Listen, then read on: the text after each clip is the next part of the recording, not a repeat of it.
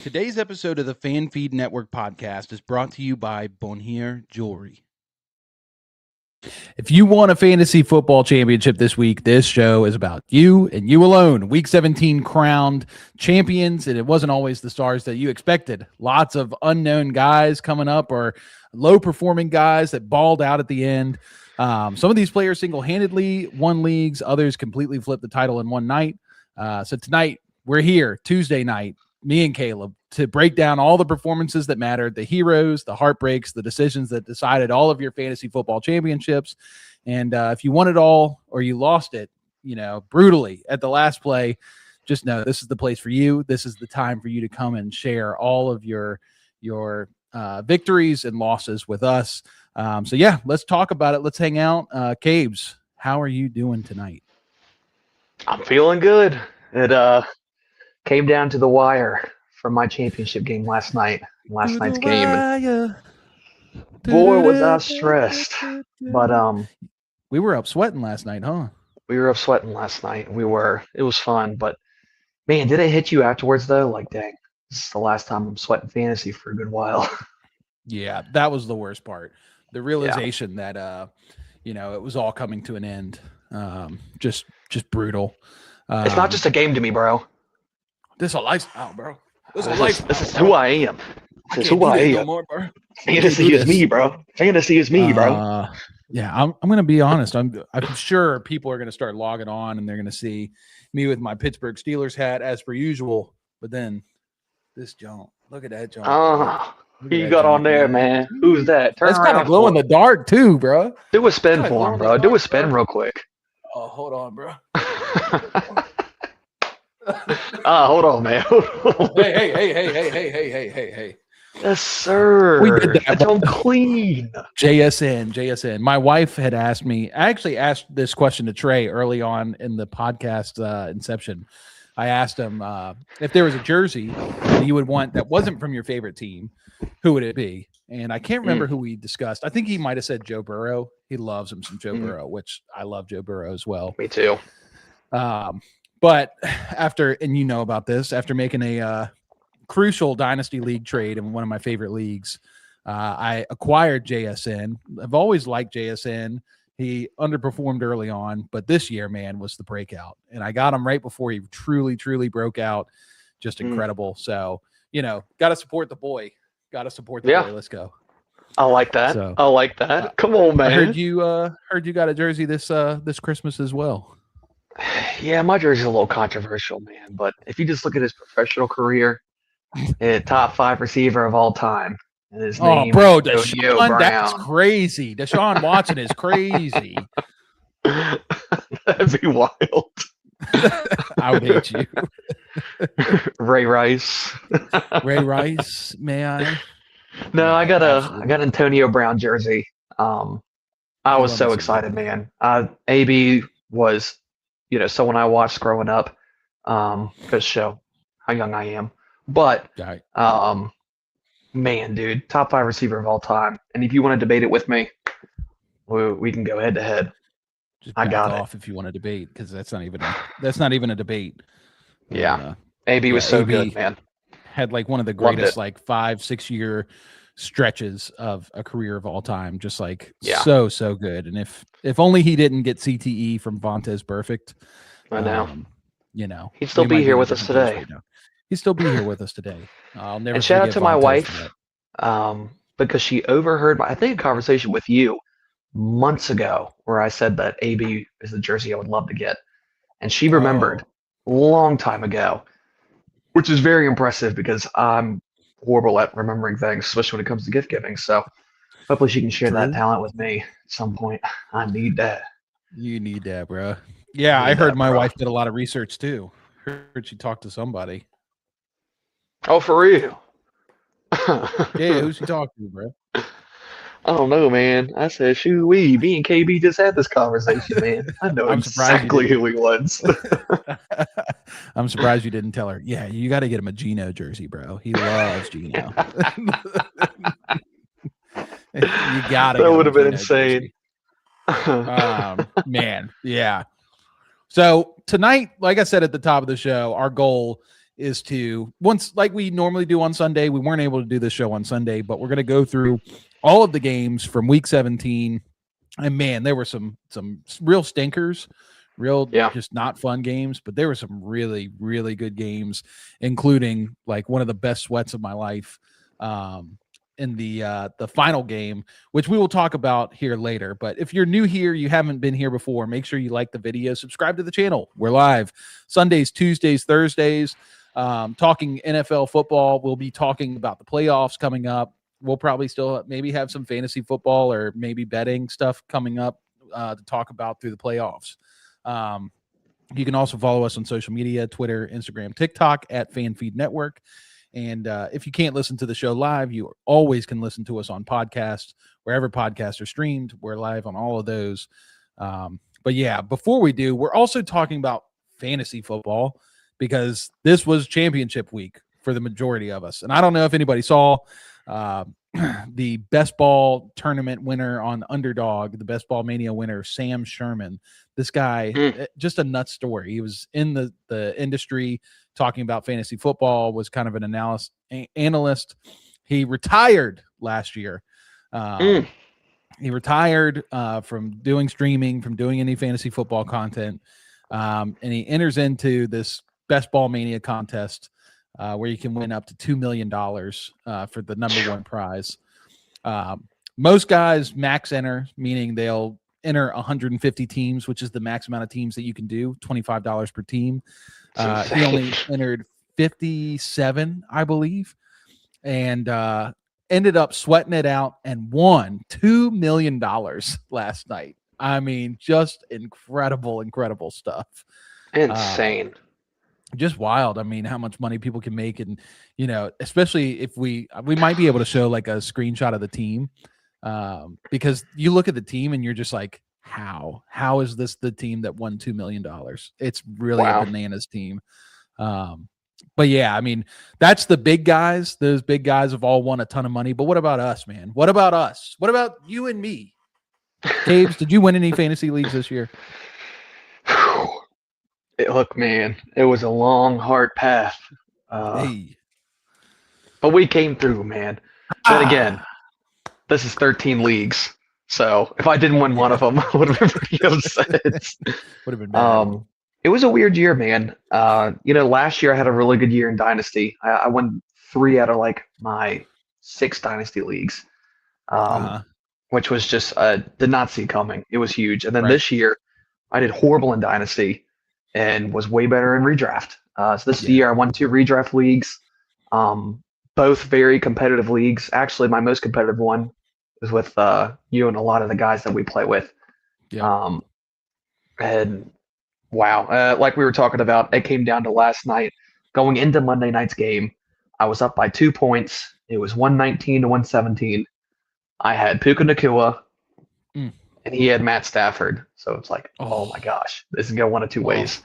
I didn't like my odds, but man, Matt Stafford, it's so crazy how I love, the scoring with QBs when they get 6 points per touchdown because it makes QBs more competitive. But it was like in that one moment, I'm like, this sucks because Matt Stafford's doing 3 interceptions. Yeah, if he throws any touchdowns to anyone else because Puka's not doing so good, I'm just screwed. And that's what happened. He threw to Terrence Ferguson for like a 20-yarder, and like my odds dropped down to like 11%. I was like, brother. Gosh. Late in the game, though, they hit a 10-yard pass touchdown to Puka Nacua on the screen. That brought me up to winning by 0.2 points. That's insane. So less than half a point. And then I thought Falcons were going to ice it with a field goal, but they gave him 20 seconds left. So, I mean, everyone knows the rest is history. The Rams went 4 plays, didn't convert or complete a single pass. Yeah. And Caleb rejoiced. KK rejoiced and gave thanks to the Lord. Yeah, we were on FaceTime for the entire game because that was my sweat too. I needed Stafford to be terrible. Sorry, I'm trying to turn on my heater. There we go. I needed Stafford to not play well. I needed Drake London to not do anything. I thought I had no chance in this league. And this was the Fan Feed Writers League. So like, obviously, being the guy helping start Fan Feed, it's like, well, you better win.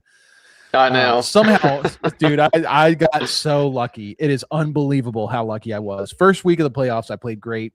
I had a good showing, and I think that was the week I beat Dom. That was nice. Shout the out second Dom. week I had to play. Shout out Dom, man. Shout out Dom. Yeah, because I beat him with Brian Thomas Jr., who had his best game of the year, which was only 17 points. But that was the guy he traded me for Pickens straight up. And so, yeah, I got one over on him there. Week 16, I played Steph, our Lions writer. She was the number one team in the league. She was balling. And I won that game by 7. And that was really, I mean, she didn't have the firepower, I guess. Jalen Warren, that Steelers Lions game kind of popped off at the end because I was definitely losing. Josh Allen scored me 6 points. Everybody else was pretty mediocre. But when Jalen Warren started hitting those big runs and Gibbs kind of getting the garbage time, it just put me ahead. So that was huge. Then this week I played Alex, Mr. Gast, our Vikings writer. Unfortunately, Alex Percy, who had a great team and actually scored the most points in championship week. Shout out to Alex Percy. He lost to Alex Gast in the semifinal. Alex Percy put up 150 points. He had a great game. I mean, that's like a very high score for this redraft league. Really good for redraft, yeah. Alex Gast put up 202. Good gosh. Just absolutely bananas. Bonkers. So yeah, that's who I played in the championship. Alex Gast was up by like 21 points, or I was up by 21 points going into Monday night. He had Stafford and Drake London. Stafford got him 19. Drake London got him 1.5. I ended up winning that game by a grand total of 0.02. 2/10 of a freaking. Is that 200ths? That's 200ths. Yeah, 200ths. I won by 2/10. You won by 200ths of a point. Insane. That's crazy. Dude, we were watching, we FaceTimed, we were watching that last play, the last 4 plays that Stafford had. And he missed the guy wide open on first down. Overthrew him. Oh my gosh. Overthrew him. Bad. Had another deep ball to Tutu Atwell that was very catchable. That should have been a flag. That should have been. Saw that. That should have been a PI. It should have been PI. But then they threw the pass to Puka, and Puka makes the most insane catch, except for the fact that it wasn't a catch. Crazy. Dude, I just don't know what to do with myself. Yeah. So I ended up winning by 0.02. My wife ended up winning in her league because of Stafford getting just enough points. That last touchdown put her over. So it's just like the trifecta. Me, you, and my wife Insane. All won last night off of the last 5 minutes of the game. Insane. Yep. I've never sweat one out so hard. I've never won by very enjoyable. That small of a margin. That was crazy. Yeah. I was stressed. It was insane. And then once I sat down, I hung up the phone with you and I was like, man, this is the last time I'm going to be stressing a fantasy football game for a pretty long time. I'm kind of sad about this. But it's now off season. Well, we're going to get through playoffs, enjoy playoffs, and then it's off season time for Dynasty. So I'm very excited for that. Dynasty time is coming. If any of you are interested in Dynasty fantasy football, let us know. We might have an opportunity throughout the summer to do some prospecting, some scouting on some of these incoming rookies to get you prepared for next year. But stay tuned with all that. We'll see what happens. But we should just also, a lot of fantasy football. We could potentially talk about doing a listeners league, starting a league with some of our listeners. Oh yeah, that'd be pretty fun. 100%. Be a lot of fun. Yeah, if anybody's interested in a listeners league, would love to do this with you guys. Yeah, we did the Fan Feed, the Writers League, which was a lot of fun. But yeah, I think doing the listener league would be a really good time, to be honest. If anybody's interested, let us know. Just another recap. I did win 2 Dynasty leagues. This is my first year winning Dynasty. I've been playing since 2018. So that was huge. One of them I scored 250 in. 255 to be exact. So it wasn't Crazy. really even close. And last week I scored 240, 243. But I was terrified because I was the third highest scorer in the semifinals from last week, scoring 243. And I scored I played the highest score from the week before. So that was good. I feel very happy with how the season turned out.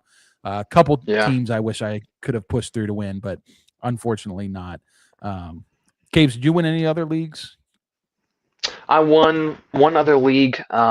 One of my buddies, his dad has a league with his poker buddies, and they had me out. So this is my second year in the league,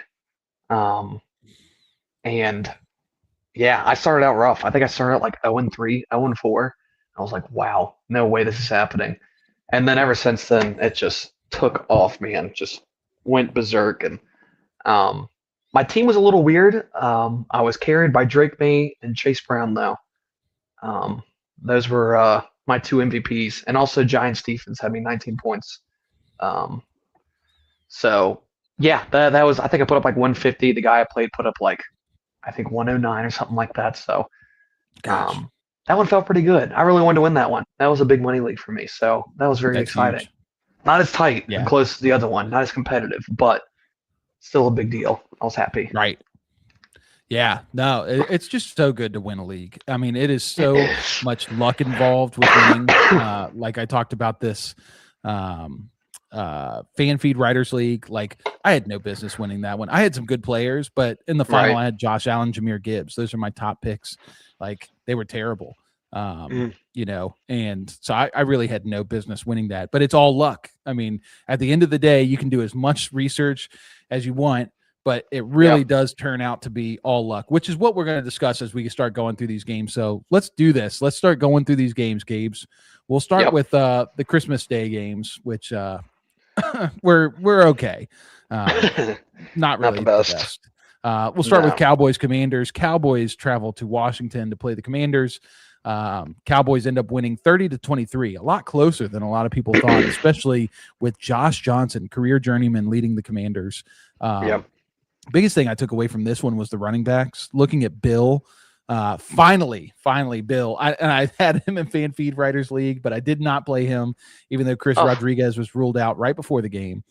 He had 105 yards on 11 carries with 2 touchdowns and had a 72-yard touchdown. That was sick. That was nice. And on the other side, Malik Davis, the backup running back, came in relief of Javonte Williams, ran it 20 times for 103 yards, which is just awesome for a young guy like that. But yeah, did you see anything else there? How'd you like the running back performances? What's up? Yeah, that was cool to see. I mean, really watching this game, man, it looks like both teams obviously don't have anything they're playing for. And we're kind of just not really giving their full effort to it. But I am glad that Mr. Jay Johnson was able to make it a decent game to watch. Wait. Hold on. Kendrick's here. Kendrick said, just skip that Seattle game. You know what, Kendrick? I can't skip it because I was at that game live in Carolina. And tell them how much tickets were when you bought them. Oh, I bought tickets when they were $42 about 2 months ago, I want to say. Maybe not even now. I think it was about a month ago, maybe a little over a month. It was still when everyone was kind of down in Carolina and not very big on them. They hadn't really made their mark just yet. So I think it was like 2 weeks before the game. Tickets jumped up to $90.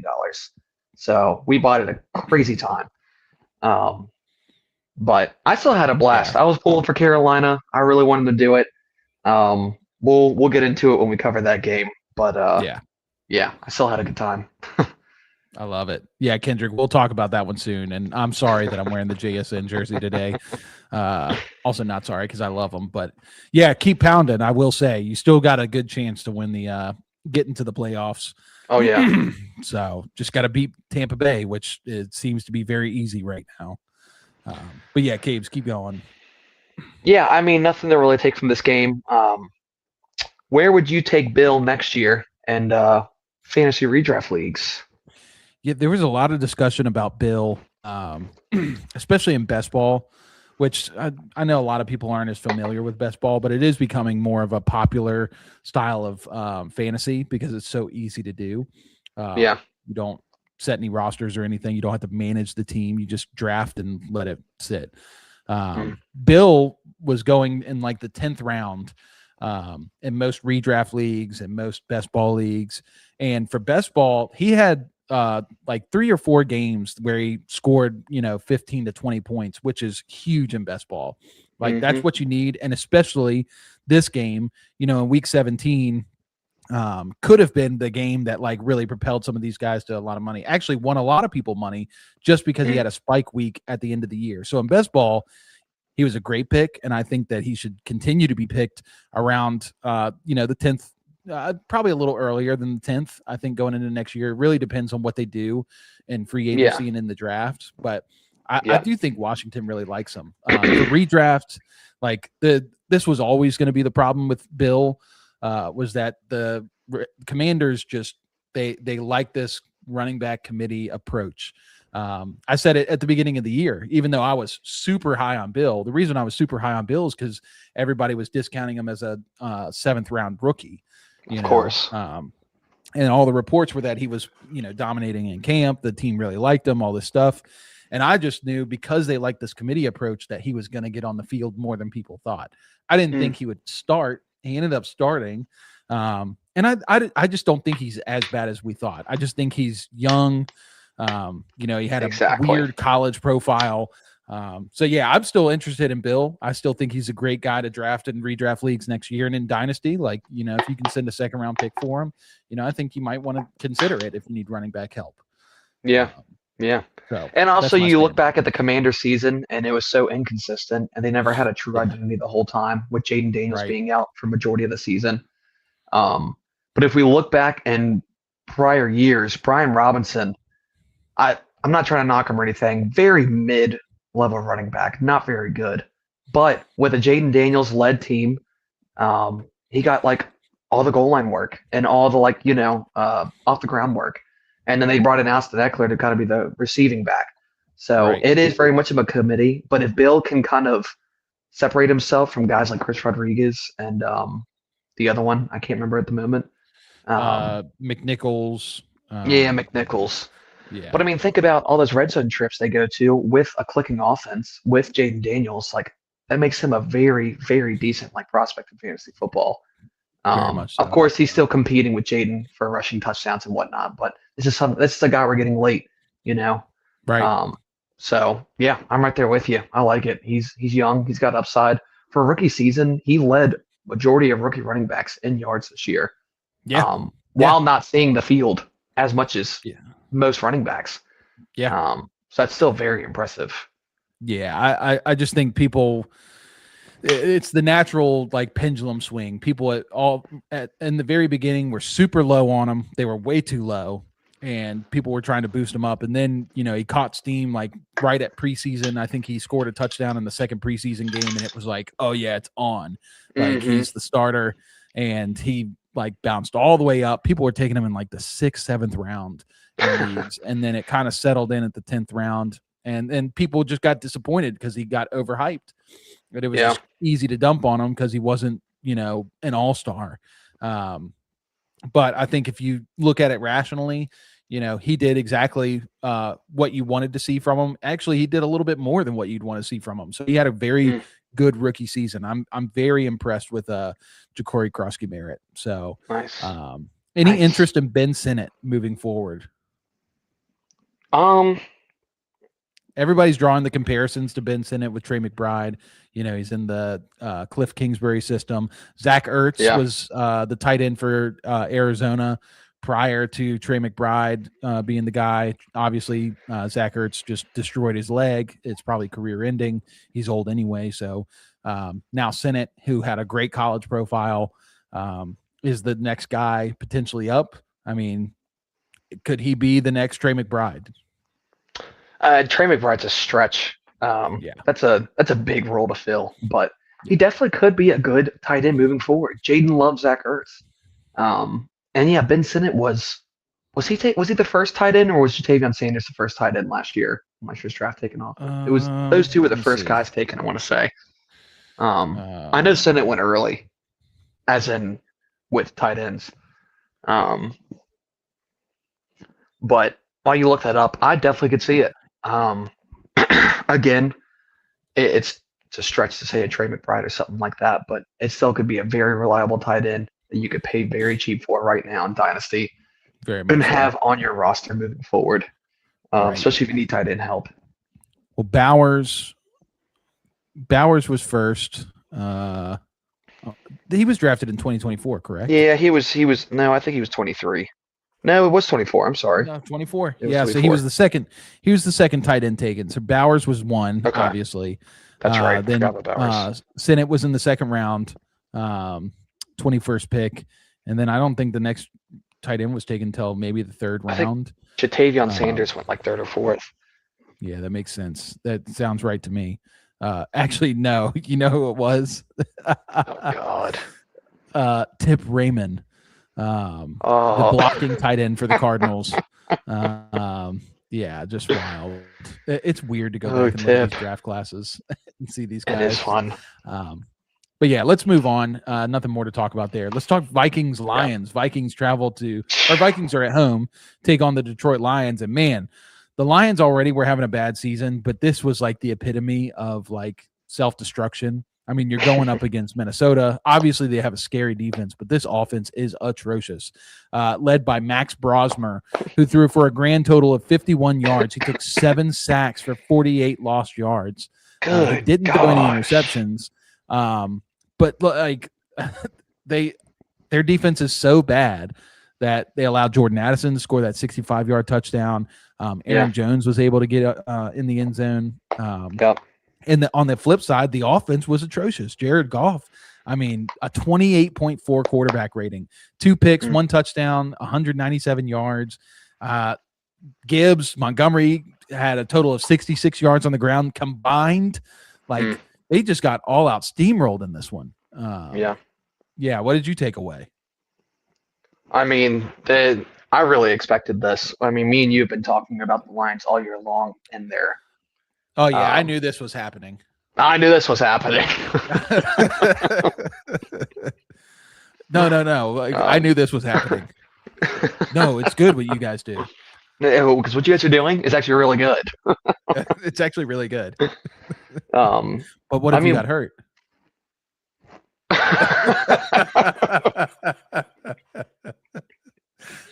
Sorry. For the people who actually are doing that. Really good. All right, bro. We got to do this. All right, what's going on? Not cool. Anyways, I mean, we've been talking about the play calling for Detroit all year long without Ben Johnson, and they never got it together. They never figured it out. They are a good team. Last year, they were the best offense in all of football. And they couldn't do it. They couldn't hack it this year. And they never figured it out. And Minnesota just has their numbers, dude. It looked easy. Yeah. I don't know why it's funny. It's funny to me. Like they just knew exactly what to do and what to expect. And getting pressure to Jared Goff, this man cannot make any plays when he is flustered one bit. Like this man takes more than like 2 steps out of the pocket, and the ball's not going anywhere. You're lucky that he gets the ball out and just throws it away. So it sucked because I do like Detroit and I like what they're doing. I love Dan Campbell, but they never got it together. They never figured it out. They were able to tear up these trash teams, but as soon as a team that had a scheme for them, they could never plan around it. They couldn't work around it. So, yeah, totally agree. Go ahead. Troy's here. What up, Troy? Troy, let us know, how did your fantasy teams end up doing this year? Did you win any championships? Were you in the playoffs? Let us know. But good to see you, buddy. So I think the loss of Ben Johnson, this was something I talked about in the beginning of the season with Trey when we did our preseason rankings. I'm pretty sure I had the Lions like third in their division. who is it? It's Detroit, Minnesota, Bears, and Packers. And I think initially I had the Bears maybe, or the Vikings. I can't remember who I had. But I had the Lions missing the playoffs. And I thought that the loss of Ben Johnson was just too big for this team to take on. And I think we saw it here. Our boy Film Watchers on Instagram, go look him up. Film Watchers 1. Love Film Watchers. Instagram. He's awesome follow. But he talked about this, was that, the loss of Ben Johnson has been huge for this team because, certain plays throughout the game, seeing certain things in the game, they're not adjusting the same way that Ben Johnson would. Ben Johnson always had an answer when a team would shut down his primary game plan, and he always had a pivot, and it didn't seem like they had a pivot in Detroit this year. I think that's bad. And before we move on to the next team, I'll ask you this question. Brian Flores, do you think Brian Flores has an opportunity to be the next head coach of an NFL football team next year? I think he should be. Absolutely. Yeah. I think you'd be stupid if you didn't give him a shot as a head coach. This man is a genius. And knows ball like nobody else. And that's kind of where we're seeing the trajectory of coaches going too. We got a lot of these coaches who are good companions and cheerleaders per se, like a Mike Tomlin. But the true difference makers are these guys who are just beyond intelligent and are just super disciplined and know what they're doing. So, I really hope that Flores gets an opportunity. Yeah.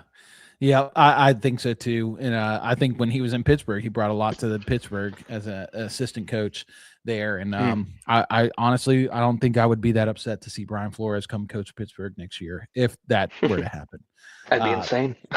Troy says he got 1 championship out of 4 leagues. He still has a week 18 playoff in 1 league where he's going for 3rd. Oh, wow. So good for you, Troy. Congratulations, Troy. man. That's huge. I think I went 3 for like 15, and Gabe's was 2 for 15. 13. Probably 14. 13. Yeah, there we go. So, all right, let's move on. Denver Broncos, Trey's precious Denver Broncos took on Kansas City in Kansas City. Kansas City without Mahomes, also without Gardner Minshew, who tore his ACL the previous week. They're turning to Chris Oladokun. I don't know how you say it. Still, he was on the Steelers practice squad for a short time. I do know that. And somehow the Chiefs made this a game because it wasn't until the 4th quarter that the Broncos were able to drive down the field and score a touchdown to win the game. But man, I can't believe this is the thing that that just bothers me so much about the Broncos and makes me feel like they're that early exit team from the playoffs because they've had a great season. I think they are a great team. I think they've got a good defense. I think they've got a functional offense in some ways. But we just come off of Bo Nix having this massive game against the Packers, and then come to Kansas City on Christmas Day. They're losing. Kansas City is just like destroyed. They're missed the playoffs for the first time in like 10 years, if not more. And Bo Nix, not good. The offense, not good. They barely win this game. And that just, to me, is just screams like mediocre. But I don't know. What is your take on this game? No, I fully agree. We've been watching Bo Nix and the offense just be inconsistent all year long. Yeah. And every time that Bo and the offense had a spike game, everyone's like, I told you, they're good. They're the best. MVP. And it's so annoying. But I love listening to our dad, talk about Bo Nix because he had him in fantasy. And he was like, man, I'm just watching this guy because and this man's just got ADD. He's just all over the place. He's just, he's so sporadic. One time he's looking one way, and all of a sudden he just takes off and does something you just are not expecting. And it doesn't make sense. And I mean, in a way, he's completely right, And I think, honestly, Bo Nix was missing Pat Bryant a lot this week because I think Pat Bryant was really been his reliable guy underneath and was helping him stretch the field with Troy and Courtland a lot. I don't know why he can't really get a better connection going with either Troy or Courtland. It's just so inconsistent. And I don't think it's their fault. I think it's Bo and the offense. And also this team, after losing J.K. Dobbins, they have not had a very good run identity at all. R.J. Harvey, tried to fill the shoes, and maybe not everything's his fault, but they were not a threat really on the ground since since J.K. went out. And of course, that translates into the passing offense and more pressure on Bo Nix. So I don't know. It's a very interesting how it all played out. And obviously, Sean Payton, loves Bo Nix and treats him as like his Drew Brees. But that's a huge role to fill. Nobody can just step up and be Drew Brees. I mean, Drew was just insane, and Drew was very much like that. He wasn't consistent in his gameplay, as in meaning like he didn't do the same thing every week. He was throwing to a different receiver every single week, but he was consistent and making it happen and getting the job done every single time. And that was what was so good about Drew Brees. But it's like he's trying to get the same thing with Bo and Nix. And maybe Bo Nix still has some time to figure it out and kind of grow into the role a little bit better. But as for this year, the defense has been carrying. It's the only reason this team is as good as they are. And I don't see them really doing much in the playoffs. But then again, the playoffs is so up in the air. So I could be very wrong. I wouldn't be surprised either. And I'll say this about Bo. I don't think he's a bad quarterback. Is he Drew Brees? No, I don't think he's Drew Brees. He's definitely a different style quarterback, but he's been very good in spots. Like we talked about that Packers game. He was incredible in that game. Even look back to last year's Week 18 game against the Chiefs, which obviously meant nothing because the Chiefs were 15-2. They sat Mahomes, but even in that game, they won 38-0. And now you're playing against a destroyed Chiefs team that is just heartbroken, and they don't have their lead quarterback. The whole roster, they don't have Rashi. Like they had nobody, and still this game was close. I don't know, man. It just gives me bad vibes for them. So but I think that's good enough to talk about them. I don't think there's anything left there. So really, that first day there was not a lot of fantasy football goodness. There was a lot of disappointment, especially Amon-Ra. R.J. Harvey was okay. Really, the biggest surprise was Ja'Cory Krosky-Merritt. Bad start to fantasy championships. We had anyone playing Christmas Day like I did. Very bad. Very bad. Gosh, dude, I had Nico Collins. Or no, he was the following day. Yeah. A couple days later. I had someone else. Oh, I had CeeDee Lamb and Cortland Sutton. CeeDee Lamb was a painful one. And Pickens. All of them were not very good. I was pretty upset. That's not the way you want to start with some of your better receivers. Not at all. So, but let's move on. We'll talk about that Texans game. So Texans played the Chargers on Saturday. C.J. Stroud played a very good game to start off. Very hot. Two quick, easy touchdowns. The Jaden Higgins 75-yard touchdown was huge, and then turns back around and throws one to Jalen Noel. So both the rookies out of was that Iowa State, where they were both from. So both those guys played well, and the Chargers just couldn't keep up. They were struggling against this defense. Justin Herbert sacked 5 times, was under pressure like the entire game. But what do you take away from this game? Yeah, this was our biggest fear with the Chargers is playing a good defense. Nobody ever doubted Justin Herbert. We know that he's good. We know that he can get it done, but we all doubted the O-line, and it showed bad here. So this is going to be a big problem for Chargers going to the playoffs is protecting Herbert, letting him do what he does. One thing I will say is Herbert has been using his legs a lot the past 3-4 weeks, and it makes a big difference. Huge. Obviously, I know they lost this one, but it has been a big decider, especially on 3rd down plays, 4th down plays. But yeah, man, Jaden Higgins and Jalen Noel. Huge. Sick, man. If I didn't have so much Nico, I would have been very excited.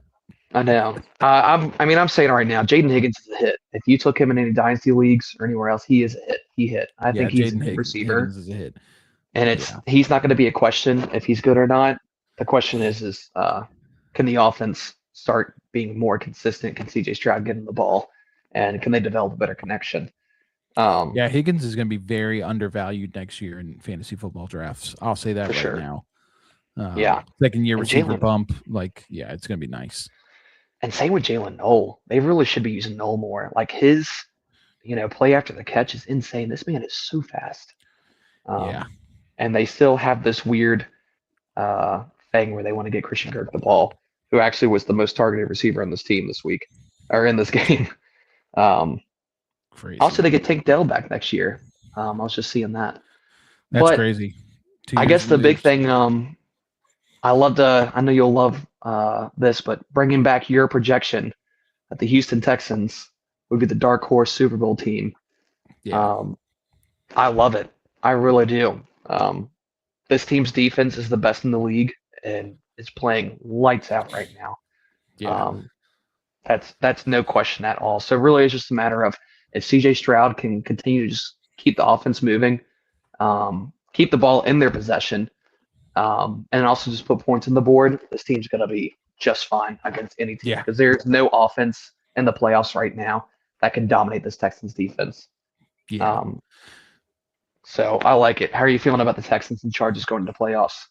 I love the Texans. Obviously, defense is peaking. They have been giving up a little bit more recently. Been a little softer. We saw in the Cardinals game, they allowed a lot of yards on the field, but you see in a big game like this, they just put the locks on the Chargers offense, and the Chargers just have such a good offense. I mean, great running back. They have a Marion Hampton back, Justin Herbert, so good. Then they've got that huge just plethora of receivers. I mean, just every guy I like: Lad McConkey, Quentin Johnson, Keenan Allen, Trey Harris, Keandre Lambert-Smith. Like all these guys are good. Oronde Gadsden. To mention Oronde Gadsden, the tight end. Yep. Like there's so many weapons on this team. And they could only put up 16 points against the Texans. I think that's going to be the Texans' bread and butter. As long as Stroud can allow the offense to have, enough scoring power, that's going to be the question mark. I'm not worried about their defense, but they've got to be able to score. Obviously, they jumped out to a huge lead right off the bat, scored 14 points, but after the first quarter, they scored 6 points. And that might be good against the Chargers. But when you're going against these other teams like the Bills, like the Broncos, like the Patriots, you've got to be able to score more. So it'll be interesting to see. Still like them as my dark horse. I still like that prediction. Without spending a bunch of time on it, if the Texans were to meet the Broncos and playoffs, who do you like more and why? Which team do you think separates from the other? Because they are very similar build teams. Very similar. Yeah. Yeah, I think they played earlier this year. Broncos won, but that was very close, and I think they won on a last-minute field goal. So, I think the Broncos will have the advantage because they'll be in Denver, wherever they end up playing if they play. Right. I just think the Texans are picking it up now. I think when they met earlier in the year, Stroud was really struggling. The offense was struggling, and I think they've kind of put things a little bit more together at this point. So I don't even know. Was it Davis Mills that played against the Broncos, or was it Stroud? I think it was Stroud. I'm actually not positive. But yeah, I do still like the Texans. I'm going to continue saying that. It was 18-15 was the final score. And it was Stroud. That was actually the game that Stroud got hurt in. Yeah, that was the same game Stroud got hurt. So there you go. Davis Mills came in. And they end up losing. So it was not a, what is this? That is crazy. Did you know Woody's real name is Jaquavius? I just pulled up on Google, the stat line for that game, and Jaquavius Marks had 10 carries for 27 yards. I'm like, who is Jaquavius? How did they get Woody from Jaquavius? I don't know. They just had to get him something different, I guess. Jaquavius? But I don't like it. Call you Woody. Yeah, so I think with Stroud they might have a better chance, but that was back in week 9, week 10. So I mean that was quite a while ago. It was. Teams are very different at this point. So so let's move on. We'll talk Ravens Packers, and this was our first big, huge standout performance from a guy who did practically nothing for the majority of the year. Mr. Derrick Henry, who is affectionately named the Big Dog or Tractorcito or, whatever else you want to call him. This man ran the ball 36 times for 216 yards, adding 4 touchdowns on the ground against this Packers defense. Insane. If you listen to us early on between Trey and I, we talked about how the Packers are so overrated. We did not like the Packers. They're talking about their D coordinator, Greg Halfley, being a top head coaching candidate. I don't see it, man. I don't think he's a good D coordinator. They're like one of the worst teams in creating turnovers. I think they create the lowest amount of turnovers. They can't stop the run. I just think they're completely overrated. Obviously, they didn't have Malik Willis in this one. But yeah, Ravens win 41-24 without Lamar Jackson, with just Derrick Henry. I mean, you tell me your takeaway from this one. Yeah, I know Green Bay fans would love to say they didn't have Jordan Love, but Malik balled out. Malik Willis looked really good. Completed, 18 of 21, only 3 completions, 288 yards, 9 carries, 60 yards, 2 touchdowns. Only took 1 sack. That Malik was not the problem at all. No. The defense just got bulldozed by the big dog. The big dog, man. And I've been hating on Derrick Henry all year. I've never been a crazy Derrick Henry guy, especially when it comes to fantasy, mostly. Yeah. I'm just a sucker for receiving backs, and Derrick Henry never fit the profile. But, here we are. Man, it's probably the highest score in fantasy football championships. So my bad, y'all. I've been with you guys. Green Bay is a fraud. I'm not crazy about them. They're not consistent. And there was really no good teams this year to really crazy expose them, except for a couple games where obviously Denver, definitely had their way with them. But yeah, there's just nothing flashy about this team. And it still pisses me off that they went and drafted Matthew Golden in the first round and refused to use this man. Refused to use Matthew Golden. I was not crazy about Matthew Golden, but I think he's better than Romeo Doubs. I think he's better than a lot of the receivers in this team that are getting more work than him. So it's like, what is going on? But great for the Ravens, man. This is exactly what they needed. This gets them on track. They play big Pittsburgh. Is it a Saturday game or a Sunday game? Can't remember now. Actually, they just released the schedule after the games on what it did. Hold on, I'll pull it up right now. I looked at it. Either way, this is for all the marbles to get in the playoffs. Tyler Huntley keeps them alive. Derrick Henry keeps them alive. We're playing at 8:20 at prime time. We're so bad in prime time. This is gonna be so. We're so bad prime time. Big dog, man. We're gonna get big dogged. It's gonna be insane. Oh my Not to gosh. mention, Darnell Washington broke his arm on Sunday. So he's going to be out. DK Metcalf still suspended because of that freaking knucklehead fan, which we'll talk about that when we get to the Steelers game. And then somebody else is hurt too on the defense. But yeah, TJ Watt's still not playing. So yeah, it's just we're cooked. Troy says Packers were not that big on Golden either. Yeah, dude, it's like it's insane, right? They were hyping it up. They waited so long to finally draft a receiver in the first round. And I remember when it happened, I think me and Caleb were probably talking. We were probably hanging out when it happened. I think we were together. We were like, oh, good. Look, they got another wide receiver too, just to add to their group of wide receiver twos. Like Matthew Golden was not that great of a prospect. He was good in flashes. I still think he's pretty good. He's always open. He's a great route runner. But they're not throwing him the ball. They're not giving him the opportunity. But that's not how this offense works. That's not the Matt LaFleur offense is spreading the ball out, getting everybody involved, and not having that alpha. So, but it doesn't make sense that they made the draft pick anyway. It doesn't. It's just a gross. It's such a gross offense. Watching them and the Eagles play, it just makes me want to bang my head on the freaking floor. And it's just it's like playing that really annoying friend of Madden. I think I've already said this, but it's like it's so many little out routes that they get on the outside, like Christian Watson and Romeo, and then they'll hit the tight end across the middle for something, and then they just spam Josh Jacobs and Emmanuel Wilson. Right. and somehow it works, man. And it makes Yeah. Jordan Love look so much better than he is. It pisses me off. Yeah, it just he's not that good. I feel It's like gross. every episode I just laugh. Every episode we start talking about the Packers and we're like, God, this is the grossest offense. This is such a bad team. We're so bad Yeah. on the Packers. Yeah. But yeah, I don't think there's anything else. But if you guys had Derrick Henry, like, man, you were so excited. That you had him, because all year it was a struggle. And I mean, he's come on in the last couple games. I remember last week they were playing him, but then they started taking him off the field a bunch.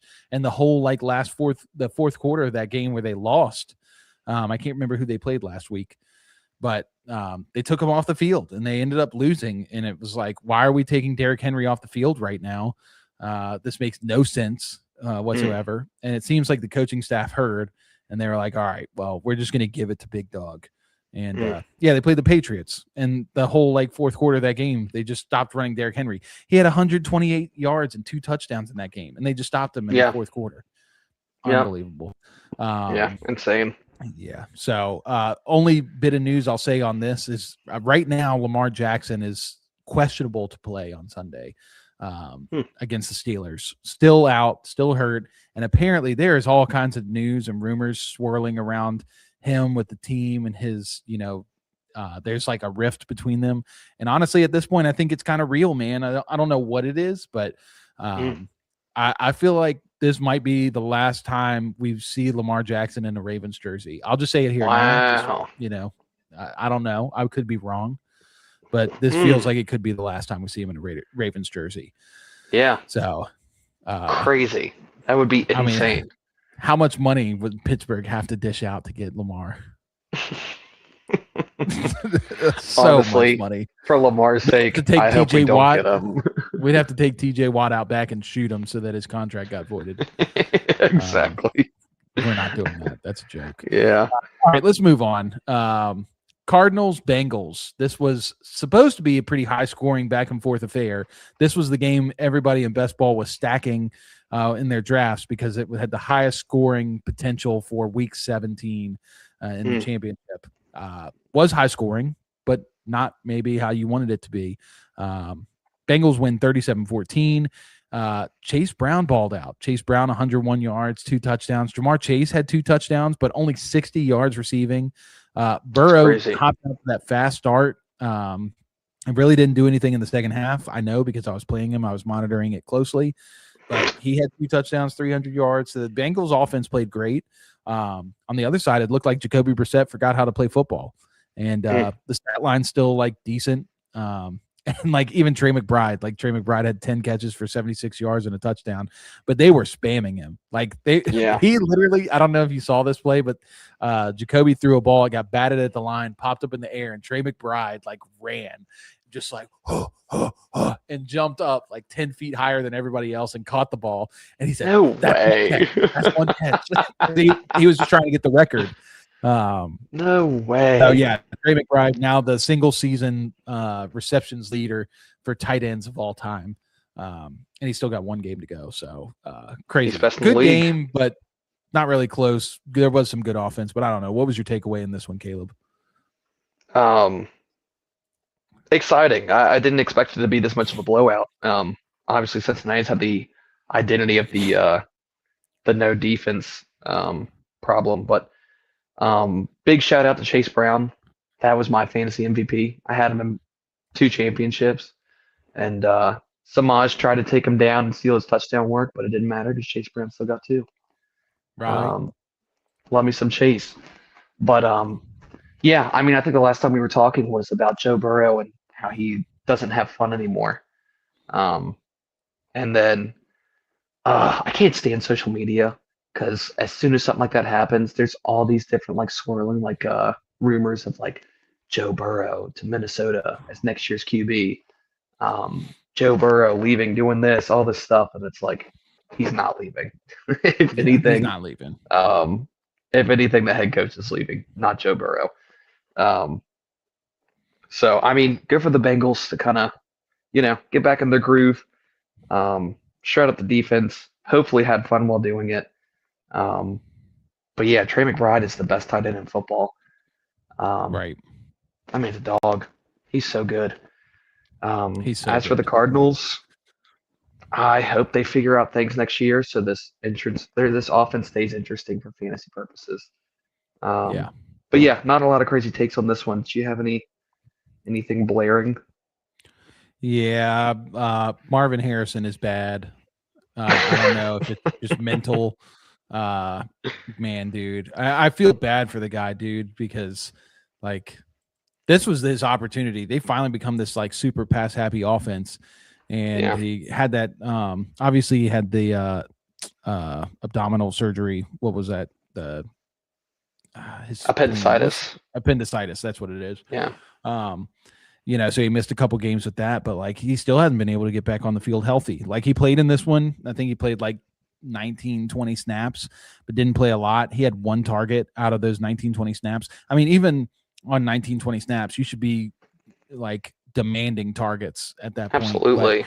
But, the offense is fully shifted to a Michael Wilson, Trey McBride passing offense. That's just crazy. And next year is just, it's bad for the Cardinals right now. I don't even see how they would hire or keep Gannon. What is his name? Not Joe. They need to do a full-on tank. Honestly, they need to take a. Sorry, go ahead. No, I mean I agree. They do need to tank. I think Gannon needs to be fired. I think they need to move on. It's been like 3 years with him, and he really hasn't done anything. And they've had a pretty decent team. But yeah, I feel bad for Marvin. I'm really hoping that he's able to turn it around, but who knows? On the Bengals side, encouraging to see from your offense, encouraging to see from your defense to be able to stop this Cardinals offense. The defense was playing pretty inspired on Sunday, but not a whole lot at stake in this game. So, we can pretty much pass on from that. Yeah. Like you said, Trey McBride, best tight end in the league. All right. Here we go, buddy. Let's talk about it. Pittsburgh Steelers travel to Cleveland. I mean, did you have any doubt in your mind that the Pittsburgh Steelers would lose this game? I knew they were going to lose this game. I knew they were going to lose too. Absolutely. I said the same thing. So I stupid. knew we were losing this game. Absolutely. Especially when I saw the reports of them saying we're going to make sure that Myles Garrett doesn't break the record. And that's what they were concerned about. I was like, you stupid idiot knuckleheads. I can't stand these guys. But I mean, on the other side of things, Aaron Rodgers, trash, horrible. Trash. Our boy Film Watchers actually had like a big segment on him. Tore him up. And it's just horrible reads and decision making by Aaron Rodgers in this game. And then, our running game, which was like the only bright spot in our offense, they kind of just let it go. Jaylen Warren was averaging 5.3 yards per carry. Kenneth Gainwell, who has been dogging lately, they only gave him the ball 7 times. And then only gave him, 4 targets, which sounds like it's pretty good for a running back. But if you saw the Pittsburgh's depth chart and receivers, you understand that Kenneth Gainwell should get the ball more. Right. So yeah, all around, Pittsburgh's trash. So bad, man. Trash. Rodgers was just locked into his first read, like almost every play. And absolutely, I think he's still got the physical tools to throw the ball. Like we've seen him be able to pass. We've seen him make some good decisions, but this was a game where he was making such bad decisions. So bad. And pre-snap making them,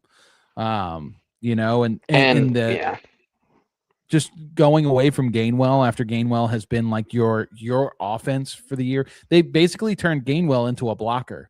It just, man, it was really hard to watch that game. And Shedeur was doing everything he could to help the Steelers win. I don't know, man. This is probably one of Shedeur's best games he played, but also he's so bad that it was such a bad game. He sucked. That pass to Harold Fannin for the touchdown, and everyone was trying to say how great it was. I thought that was the worst pass I've ever seen and the worst defensive play I've ever seen in my life. Open, bro. He threw him open, bro. Did you I see the wish- DB just run past Harold Fannin? Like, didn't even try to make a play. Nothing. Yeah. Yeah. Well, he wasn't expecting the ball to be hanging in the air so long. He just overran it. Shador literally moonballed it. That's one of those throws in Madden where you accidentally tap the button and you're like, no, take it back, take it back. And it just goes straight in the air. And there was that one. There was that throw he made where I don't know who he's trying to be, like if he's trying to be like Mahomes or something or Josh Allen, but he like snaps it in shotgun. He rolls out to his right. He's looking around. There's nobody there. And then he looks over to the opposite side of the field and just chucks it up. Once again, another moon ball. And Jerry Jeudy didn't have a lot of effort on this play to stop the interception, but there wasn't much he could do. Like it was thrown right to the defender. And like defender just teed up on it, picked it off. Shador is Shaduki, man. The Browns are so definitely 100% taking a quarterback this year. Absolutely. I just don't think they're sold on Shador. They're not sold on Gabriel. They're back at the drawing board. But Harold Fannin is a top 5 tight end in the league. Top 5 tight end. Yep. That man, Already. I'm not just saying for fantasy purposes. Like this is just football. This man is top 5. He is a dog. He was dominating with Gabriel because Gabriel had easy outs to throw to him, and Gabriel wasn't willing to push the ball down the field. So that's why Fannon's stat lines weren't very good. Everybody was like, should I keep Fannin? Should I drop him? I don't know what to do. Then you bring in Shador, and that's the one thing I am happy to see Shador on the field for, is that Shador is not afraid to push the ball down the field. He's going to chuck the ball. And ever since he's been chucking it, look so ugly. It's going to look so ugly. But, man, Fannin, like if Fannin played this game, like there's a good chance Fannin goes over 100 yards and a touchdown. And maybe a second touchdown. Like Fannin he got hurt right after that first touchdown.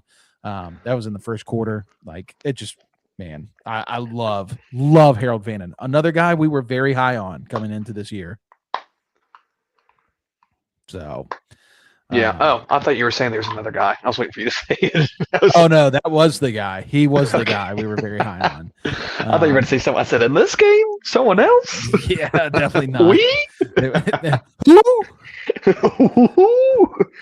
All right. Now, there was no fantasy goodness in that game. Let's move on to this game. This was probably the most underrated game on the slate. New Orleans Saints take on the Titans. Two rookie quarterbacks facing off against one another. And man, dude, this was a great game to watch. Both Tyler Shuck and Cam Ward had like some of their best games of the year. Tyler Shuck was out there playing. He had Olave and Juwan Johnson, but other than that, he was down to like wide receiver 5, 6, and 7 because the other guys are injured. He was out missing his RB1, RB2, so he's on RB3 now. His second and third tight ends were not in the game. And the O-line was decimated. Like this dude, it was playing with nobody. He ends up with a rating of 142.7 in this game. 22 of 27, 333 yards, 2 touchdowns. At this point, Tyler Shuck is the current odds-on favorite to win Rookie of the Year. That's crazy. That's insane. I mean, dude, the past couple of weeks for both Cam Ward and Shuck have just been insane. I mean, these guys have just completely taken their offenses and are just making play after play and keeping them going. All the props in the world. Obviously, Tennessee, you look at the box score afterwards for all their games and it looks horrendous. But, like, I don't think people understand. I'm not, like, saying Cam Ward is going to be, like, some crazy future QB, but the fact that he is keeping this team competitive and that they have a run game with how bad the O-line is and that he has a stat line with how bad his receivers are is super, super impressive. And then on the other side of things, like this man, Tyler Shuck, is throwing to your boy, Dante Pettis, 30-year-old Dante Pettis. And this man I've never heard of in my life, Kevin Austin. I've never heard of Kevin Austin in my life. So it's just Jags for a short time. That sounds about right. Which opened up for Audric Estime, who was just claimed off for waivers like a couple weeks ago, right? Yeah. And Audric ran it 14 attempts for 94 yards in this game. Again, Tennessee defense, nothing crazy. But just the fact that Tyler Shough has just completely taken this offense, turned it around, made playmakers all over the place, and it's just opened up for everybody. It's super, super, super impressive. And it just goes to show the brilliance that Kellen Moore saw something and Shough that none of us saw in the draft. And it's like, wow, just brilliant, man. Really, really impressive. I can't say enough good things about Kellen Moore and what he's done with the Saints. Super cool. So I'm really excited to see what both these guys do in the NFL draft in April. Correct me if I'm wrong. And what they do in the offseason, man. If you guys didn't know, offseason is me and Cam. We almost love it just as much as the regular season. Oh yeah, I'm very excited. It's so fun to see. I'm stoked to see. This was a sick game though. Anything else you were pretty excited about? I just love Shough, man. I think he's so good. He brought Chris Olave back into the fold, man. Chris Olave, who had a rough year last year. I don't know if this was real, but there was talks of him potentially retiring after last year. I heard the same thing. Shough, is the guy. Like, I think Olave loves playing football right now because Shough is able to throw the ball to him. And it just goes to show you, like, there's some camp reports you need to pay attention to. There's others you just need to disregard. One of the big ones for Shough was his combine. He was doing the throwing drill, and he rolled out to his left and threw this ball, and it was just terrible. Like, it was a bad throw. But he was doing like a weird, like a Mahomesy style throw. It was probably filmed as like an outtake. Like, it wasn't even part of his actual combine. He just having fun with it and just threw the ball. But then Twitter just went a buzz with it, and they're like, oh, he sucks. He didn't play a lot in Louisville. He was a second-round pick. He's 25, 26 years old, and this, between Tyler Shough and Bo Nix, this is changing the way the NFL views quarterbacks coming into the league because both guys were older prospects, and most of the time teams shy away from these older prospects. But at the quarterback position, these older guys have a much better head for the game is what it's looking like with more starts under their belt, playing a lot more in college.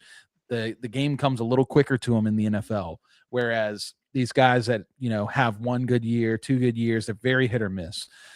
So, I love Tyler Shough, man. And even on the other side, I didn't even talk about Cam Ward, but this was one of his best games of the year. And this is a good defense. It is. Cam Ward didn't throw any picks. He took a couple sacks, but, I just thought Cam Ward played a really good game. There was that one throw. It was like 3rd or 4th down. And he, dropped back. He had to step up and climb up in the pocket. Guys were all around him, and he started running. And right before he passed the line of scrimmage, he was falling, and he dumped the ball off to his left. Very Mahomes-ish. I know I sound like Chris Collinsworth right now. Very Mahomesian, but it was. And the play ended up going for like 15, 20 yards. It ended up getting called back because his knee did hit the ground. But still, it was an incredible heads-up play that you love to see from the rookie quarterback at this stage of the season, especially with how rough Cam Ward's had it all year in Tennessee. Sick. So I'm very excited for Cam Ward and Tyler Shough next year. I think the future is bright with both of those guys, especially with how bad the quarterbacks coming in have been in recent years. So, and shout out Chris Olave, being yet like the 4th guy that I traded in the offseason before the 2025 season started. I traded Chris Olave away for Jalen Waddle in the 2nd, and I thought that I had just absolutely dogged this trade, and here I am. Chris Olave was a top 10 fantasy receiver this year, and so bad. Looking pretty dominant with his new guy. So bad. He finally paid off. He finally paid off for the 104 and 105 that you originally got him for. I know. and then you traded him away for P-Knuckles, and Jalen Waddle had 0.5 points in the championship. Gosh, man. Guys, I've been holding on to guys from that draft. Who is it? I've been holding guys like Drake London, Chris Olave, Garrett Wilson for the longest time. Such a long time. So crazy. And I finally gave up on him after 2-3 years. And Garrett Wilson was balling out before he got hurt. Chris Olave's balling out. Drake London's balling out. Why? All right, Anyways, we're gonna let's move roll on. through some of these next games because we're falling a little behind. Oh, So we Lord. got Jags and Colts in Indy. Very good game, very close. Jags had to come back. They were down for most of this game. Yeah. The Jags end up doing it. They win 23-17. Probably this is the last game of Phillip Rivers. I don't think he's going to start Week 18. So we'll see Riley Leonard Sad. in Week 18. Great for him. He played great coming in. But yeah, the big one from this one is Parker Washington. I think Parker Washington's for real. I've always really liked Parker Washington. I hate that Parker Washington's good, but I had him like in fantasy. You remember, like I was really big on Parker Washington, and nobody would trade me anything for him. And finally, somebody offered me a second for him. I needed picks, so I traded him for a second. And honestly, I wish I didn't need picks at that time because could have kept Parker Washington and known the breakout was only just around the corner. But yeah, I mean, other than that, Cabes, what did you take away from this one? I mean, I feel like these guys always play each other at the end of the year, and it's always a close game. So I really kind of expected it. But I love what the Jaguars are doing. I think we talked about it last week again, but I think Trevor Lawrence is really coming on. He's finding his identity and just spamming Britton Strain, Parker Washington, Jacoby Myers with a sprinkle of Brian Thomas Jr. here and there. I'll love this team even more when Bashal Tutin is healthy and balling out in the backfield because he is the best back in that backfield. But I think this team just these past couple weeks has proven that they are a threat and they are for real in the playoffs. And anyone they play, I think it's going to be a good game because they got a lot of heart. As far as the Colts go, they started the season 7-0, and now here we are. They're 8-8. Pretty sad. It sucks. I wouldn't wish it on any team losing Daniel Jones the way they did. But I mean, they know what they got to do. They don't have any first-round picks for a couple years because they have Sauce Gardner, but hopefully they know what they're doing. But we shall see. Mac Jones is only a phone call away, baby. Yeah. Not a whole lot to talk about here, and we'll probably just move on. But Jonathan Taylor, just shout out to him. Great season. Obviously, ended kind of on a lower note, but he had a great season. And Fantasy MVP? No.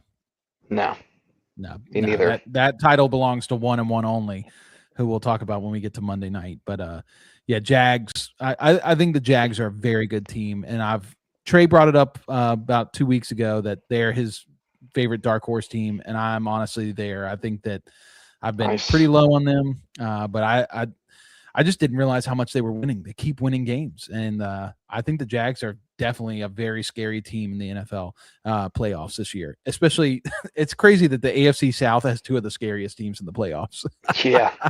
Look at how far we've come. But let's move on. Tampa Bay on this terrible slide. They have just been sliding and sliding and sliding. I think this is now 7 of the last 8 games that they have lost. They travel to Miami. Not far from them. 1, 2, 3, 4, 5, 6, 7. Yep, 7 of the last 8.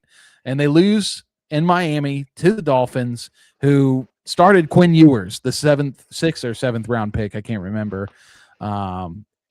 And I just, dude, like, what is going on with Tampa Bay? I think it's just time to fire everybody. But what do you think? Yeah. I mean, there's been so many things swirling around. I had a couple buddies who were like, it's not the receiver's fault. Baker's the problem. And I'm like, you're an idiot.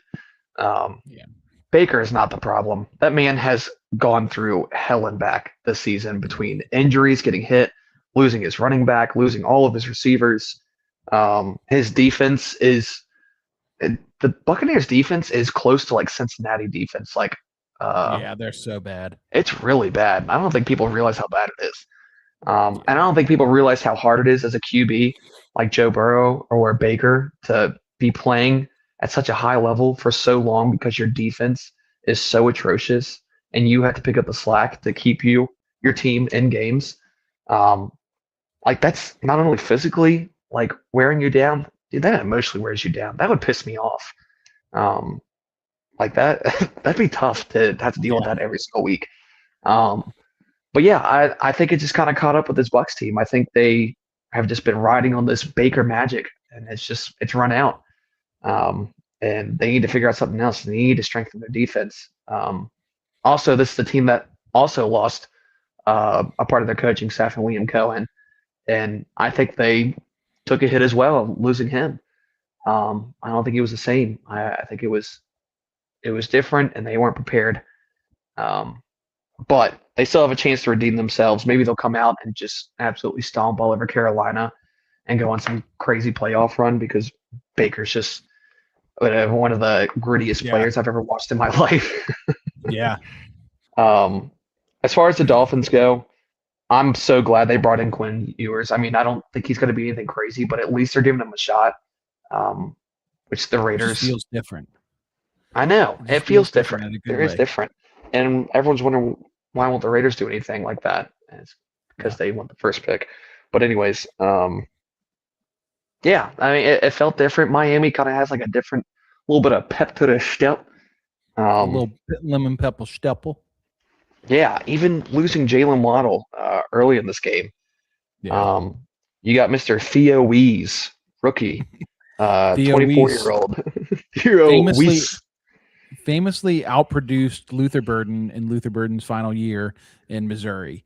Yeah, and he was the reason a lot of people were not taking Luther Burden in fantasy football drafts because they said Theo Weiss outproduced him in his final year, which if you're one of those people, that's just such bad prospecting. So like not reading the room, understanding that Brady Cook, the quarterback for the New York Jets right now, was so bad. Yep. And Luther did not care at all that final season. He might as well have pulled a Jamar Chase and just not played that final year. But yeah, exactly. Crazy. I know we don't have a whole lot of time, but let me ask you, how for real is Greg Dulcich moving forward as a fantasy tight end? I mean, I've always liked Dulcich, and I think he's a very good candidate to be the guy that, is just the post hype, goes through his first like 3-4 years in the league and then finally gets it. He got drafted in 2022. He's kind of bounced around the NFL, but he's going to find a team and he's going to have one of these like Gary Barnidge, maybe not as good as Gary Barnidge, but one of these like tight end seasons out of nowhere. And I just think Dulcich is very good. And I would love if he stayed in Miami, especially if Mike McDaniel stays, because I think McDaniels likes him. He finally realized that like Darren Waller, while he's like decent, he's more of like the end zone target. He's your like end of career Jimmy Graham, but Dulcich is the guy that can actually make stuff happen. Get you down the field. Absolutely. Yeah. So I just think times are abysmal for the Bucks. I think it's time to fire Todd Bowles. It's been kind of long overdue, I would say. He's been carried by some very good offensive coordinators, Dave Canales, and also Liam Cohen, who both are head coaches in the NFL right now. Todd Bowles doesn't bring much to this team. I hate seeing his face whenever they're losing games. I know. He doesn't emote at all. No, he really gets mad. He's like, these boys need to go home and think about what they did. It's like, all right, Todd. Like, can we get a little fire here? Cut, bro. Cut. And all this. But yeah, let's move on from that one. We'll talk briefly about this stinker of a game. The New England Patriots travel to New York, play the Jets, and in mighty fashion, blow them out 42-10. Drake May cements his name in the top candidates for the MVP race this year. 5 touchdowns, no picks, 19 of 21, had a 99.8 quarterback rating. Drake May played awesome. Travion Henderson had a pretty good game. Ramondre had a blow-up game. Scored 2 touchdowns in this one, 100 and something total yards. Stephon Diggs had a huge game, which if you know anything about Stephon Diggs right now, the dude is in some major trouble. Apparently he tried to strangle somebody or something. So, who knows what's going to happen with that. And then even Efton Chisholm got in on the scoring. Efton Chisholm, the white wonder, the white whale, scores a touchdown in this one. Man. You got any takeaways on this one? Just some of the things that Josh McDaniels does as a coordinator just pisses me off. But like Yeah. the man had 5 different touchdowns thrown in this game to 5 different people, and 2 of them were tight ends. 2 of them were rookie receivers who haven't done anything, and then one was Ramondre Stevenson, which that just speaks for itself. But yeah, great for Drake May. Boy, is so good. That's the thing that just keeps me awake at night is TreVeyon Henderson being an all-star receiving back coming into the league. He's already shown it multiple times this year how you get him out in space and he can make plays happen. He's a great pass-catching running back, and here we are in week 17, and Ramondre Stevenson has 5 catches on 5 targets. TreVeyon Henderson 0 targets in this game. Obviously, like it's a blowout. They were doing whatever, but like there's no excuse for Ramondre being the guy who's leading in receiving. Like it's so bad. That's so annoying. On the other side of things, shout out to Breece Hall. I mean, I know he was upset when he wasn't traded at the deadline, and he's got to thug it out in New York with a rebuild team that is just horrendous. But I mean, it's not giving up. He's still playing great and giving it his best. So props to Breece. Great to see. I love Breece Hall. Yeah, 100%. Yeah, so not much more to talk about that. But if you had Drake May, some of you might have had Drake May and Derrick Henry. Who knows? I just saw a team that missed out on the Best Ball Mania playoffs. I was scrolling Twitter. They just missed out in the semifinals because Drake May slid at the end of the game instead of running in the touchdown, which was wide open. He slid to end the game, and the guy was down by 5 points. He would have had that touchdown. He would have gone into the finals. He had Drake May, Chase Brown, Bijan Robinson, Zach Charbonnet, Stephon Diggs, Luther Burden, Michael Wilson, Hunter Henry. He would have won Best Ball Mania, would have won $2 million. Just that's crazy. Insane the luck you have to get in fantasy football. But yeah, let's move on.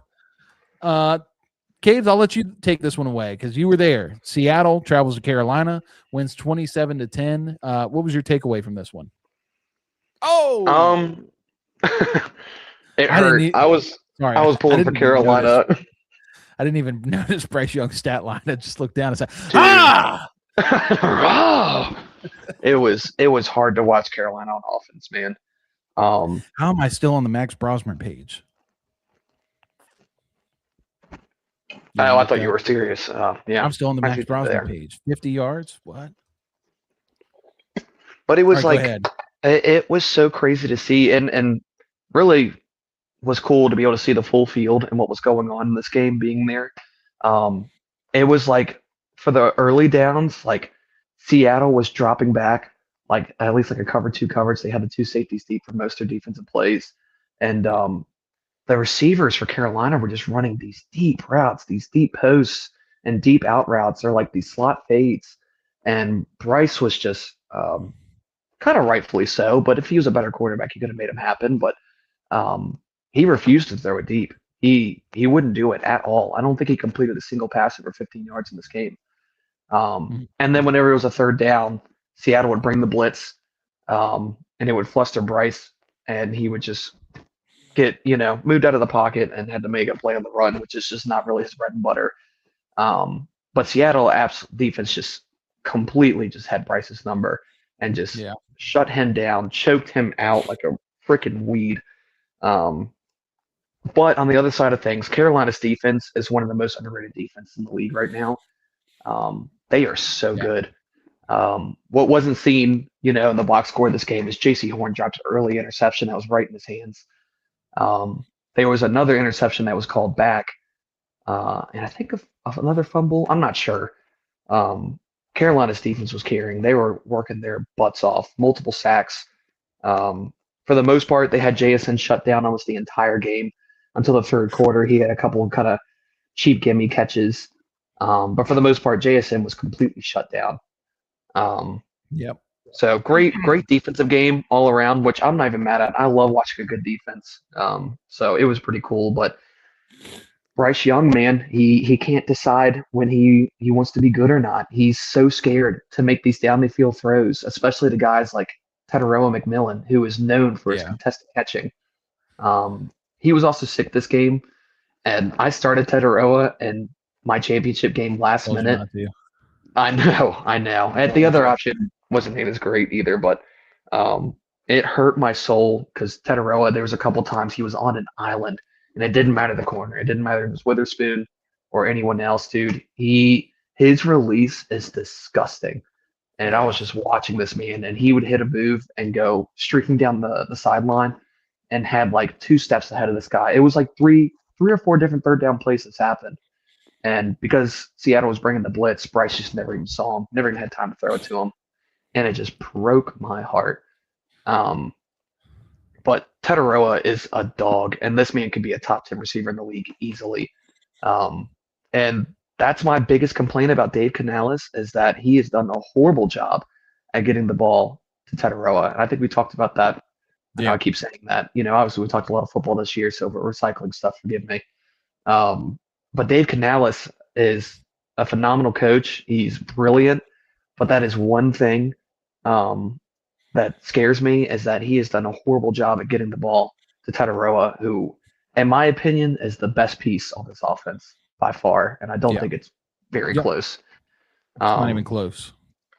But other than that, again, Carolina's defense is great. Seattle, it's a little scary because they remind me of the Lions a little bit, of that they can really pick apart bad defenses, but they struggle against these good defenses and are exposed a little bit. Sam Darnold made some horrible plays in this game, and I think he's not a bad quarterback like we talked about, but I don't think he's good enough in the playoffs. He's a great regular season QB, but I don't think he has what it takes to really take this team far in the playoffs.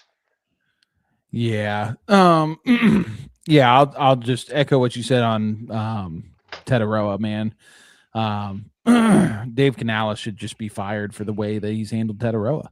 Like you said, this is his best weapon. This is the way you help Bryce Young to elevate his game. And I think he's still playing it too much like Matt LaFleur, where he wants to spread the ball out. He wants to get everybody involved.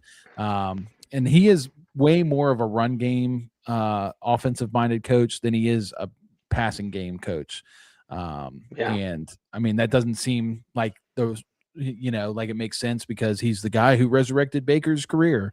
But just from what I've seen, like he's very good at getting the most out of his run game. I mean, Rico Dowdle, Chuba Hubbard, both very mid running backs, if not bad.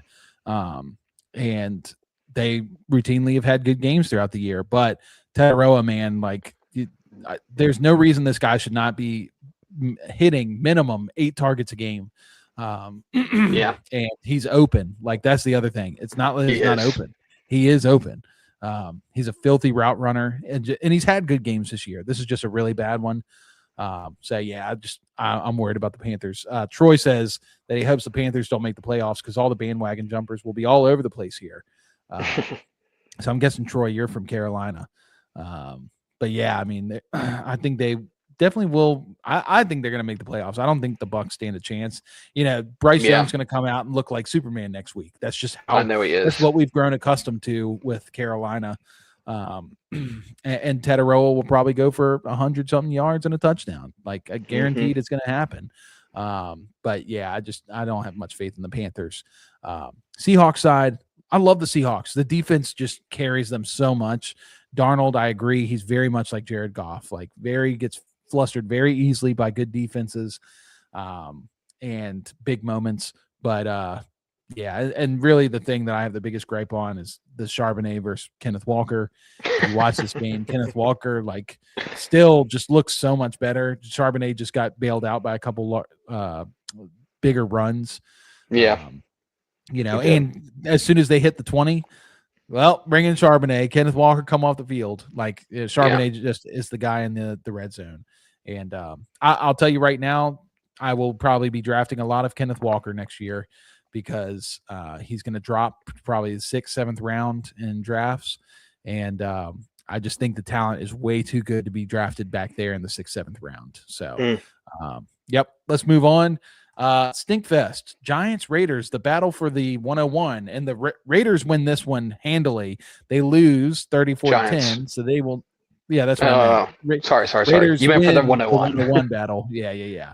Giants win 34-10, and probably because they don't really need a quarterback, so they don't need to lose that bad, and they know Las Vegas is trying to lose. True. But yeah, there's not really a whole lot to talk about. Wan'Dale Robinson just was a fantastic pick in fantasy drafts this year. 11 catches, 113 yards. Yeah. Obviously, a lot of that came from garbage time and receivers being hurt on the team, so he was the number one option. But I just think he's a good player. Michael Mayer, man. Michael Mayer had the Brock Bowers treatment in this one. 9 catches, 89 yards. Was there anything else that stood out to you in this game? I mean, nothing crazy. Jackson Dart is going to be a top 5 QB in this league when they get a full team around him, and it's going to be beautiful. He's so good. I can't wait to see them take Cornell Tate in the draft to pair up with Malik Neighbors. Dude. And they just shred.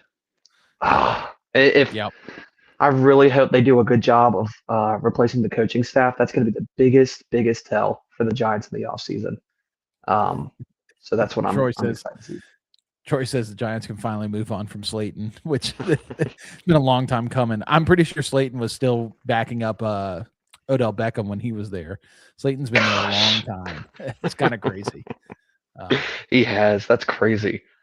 But yeah, I think that's very exciting. I like what the Raiders are doing, though. They do have a lot of young guys, young stars, especially in the offense. Like it's not all bleak for the Raiders. Like getting an early pick, getting a 1-1 like they are. Like this is they're going to get Mendoza, so that's going to open up the offense a little bit more. They're going to need to heavily invest. They have like so much money, like so much cap space.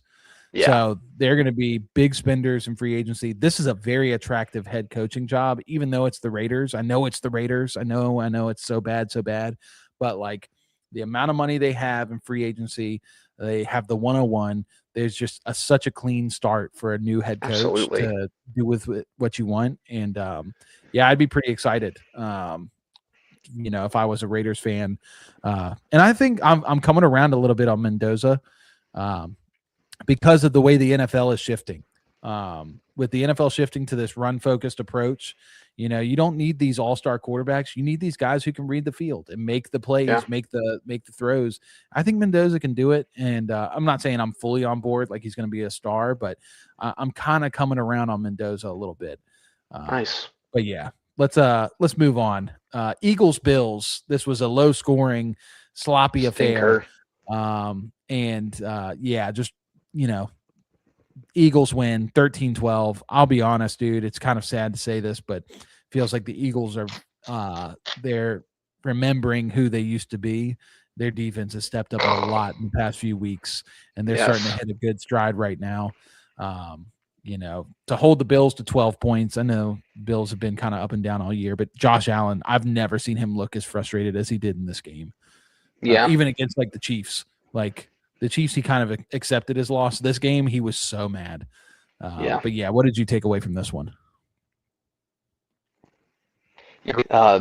Josh Allen usually does not get very emotional. He's a very happy-go-lucky quarterback, no matter the situation. But this man was pissed, and rightfully so. That the Eagles' defense just were on it, man. I know you probably saw it. I'll bring it up again. Film watchers hit it.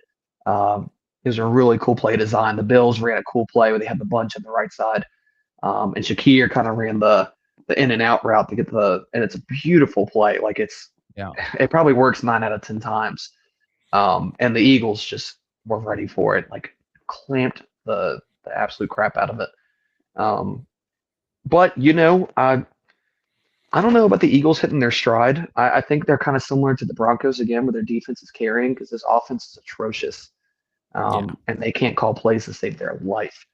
I do think the Bills were just super, super overrated for the entire season. They obviously had their spike games. The best game I saw the Bills play this year is when they played the Ravens, and was it week 1 or week 2? And they came back from a deficit and won the game. That was probably the best game I saw Josh Allen and the whole offense play. But besides that, man, the Bills' offense has not been very good. They've had some late game success after looking atrocious the whole time, and I'm definitely worried about them. They are not my favorite in the AFC Maybe No. like third, maybe like fourth or fifth, honestly. They're like third or fourth for me. Which sucks, man. Man, it sucks to see guys like Sucks for Josh Allen, who's so good. Yeah, man. Oh, it Finally, a sucks for him. non-Mahomes, non-Lamar Jackson AFC playoff picture. It's Yeah, like or Joe clear path Burrow. for Josh Allen or Joe Yeah, Burrow. Time for Josh Allen to absolutely. like go in and just bring home the hardware. And Demolish. they're currently healthy scratching their was he first round pick Keon Coleman first or second round, I can't remember. He was like a 201 or 202. Remember? Yeah, he was an early second. Yeah, he was early second, but Brutal. it pissed me off that Bills would not go get a receiver at the trade deadline. When there were options, there were guys they could have went and gotten, and they didn't even make an offer. It looks like maybe they did, and I didn't see, but there's plenty of guys they could have went and got, and they didn't need any all-star player. They just needed a little bit of receiver help from a half-decent receiver. So what happened? And I'll bring this up because I think it's relevant. But what happened was, you see the Chiefs go and win those early Super Bowls with Tyreek Hill, Travis Kelce. It's like, all right, this team is so good. But then they got rid of Tyreek because they had to sign Mahomes to this big contract.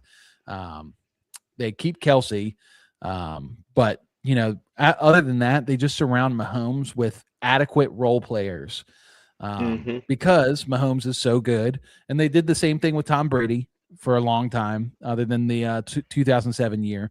But Brady was surrounded by a bunch of mid talent for a lot of years. And these coaches, I feel like, are trying to emulate this because it puts a lot of pressure on a defense that there's not one single guy that you can game plan for. That at any week it could be any guy.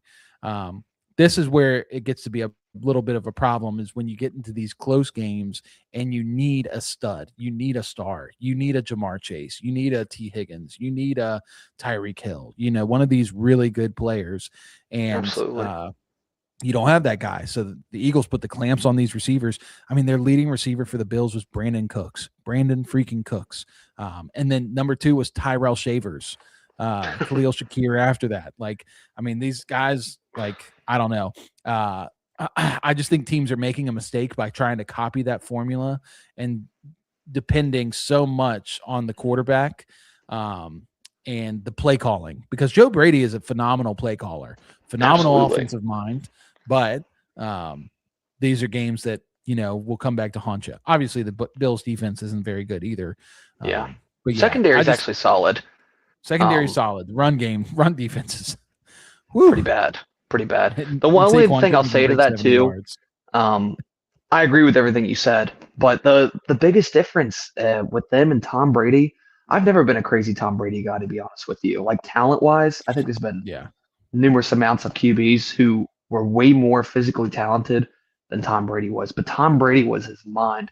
This man was probably the best film watcher. Yeah, absolutely. The best film watcher. This man knew. I think he was just talking about it on a podcast. Him and Peyton Manning. These guys would just they had no weekends, no days off. They would just watch film on the team they were playing. And when they got in the field, it was like they're in the film room. They knew exactly what defense the team was in before they even snapped the ball. They knew exactly where they were going. And that's the difference. They had multiple options. They would progress through their read. They would look at their first read. If he's not there, they'd look to the second. A lot of defenses right now are disguising their defense very well. Kirk Cousins talked about this about 2 weeks ago, how defenses now, they'll show like a cover 1 look and then shift out of it as soon as the play starts, and they'll roll into cover 3. And it's a quarterback has like 3, maybe 5 seconds, but usually about 3 seconds to make a read. And a lot of these young guys are not being trained in that. And the other thing is, we got a lot of these physically gifted quarterbacks. Your Lamars, your Jalen Hurts, your Patrick Mahomes, your Josh Allen, these guys who are mobile and can run around. And we've missed out on these pocket quarterbacks. These guys that can just sit there, diagnose a defense, and just throw the ball where it needs to go. And so that's the big shift I'm seeing. And I think, I think it's going to start coming back around, especially with the run game getting so big. That's why a guy like Mendoza is pretty attractive. That's why guys like Yeah. Tyler Shuck and Bo Nix are playing well, and Yeah. Bo Nix like kind of well, but like Tyler Shuck right now is playing so good. But he's very heady. He can read a defense, and that I think is going to be the style of quarterback that comes into play more often now, rather than these physical specimens like Anthony Richardson or Trey Lance, notable busts who can't read a defense. And especially now that defenses are disguising everything. So anyway, that's enough about the meta talk. We got 2 more games, so let's knock them out. right. This was probably my favorite game of the entire week 17. Chicago travels to San Fran, takes on the 49ers. They lose in the last minute, lose 38-42. But this was an offensive, just fireworks show. I mean, it was unbelievable. This was like all the best guys. DeAndre Swift had 2 touchdowns. Mr. Luther Burden, come on, dog. Come on now. Come on now. It was always week 17 Luther. It was always week 17 Luther. It was always going to be him. Colston Loveland, 6 catches, 94 yards and a touchdown. On the other side, McCaffrey had 2 touchdowns. Or no, 1 touchdown, but 140 yards rushing and 40 yards receiving. Purdy threw for 3 and ran in for 2. I mean, dude, this was the game of all games. What did you take away from this one? I mean, incredible. Just a beautiful game. Brock Purdy, I've always liked Brock Purdy a lot, honestly. I think, like you were just saying, he reads the field very well, and does a great job at hanging in the pocket. And, Brock Purdy, very underrated. And I think he has spent much time with Kyle Shanahan and has had that experience. And I think that's made the world of difference for him compared to a guy like Cam Ward coming out. He doesn't really get the same, coach to kind of speak into him and show these things for him. But man, what an exciting game. I had Christian McCaffrey in a championship game, and that was huge. That was very big for me. Obviously every point mattered, but your guy, Luther Burden, we've been waiting, man, all season. And they tried to hold us down. They tried to keep him out because of injuries or disciplinary or buried in the depth chart. And it just, the clouds opened up and God said, I love you, Luther Burden. Dude, the Luther Burden thing, man.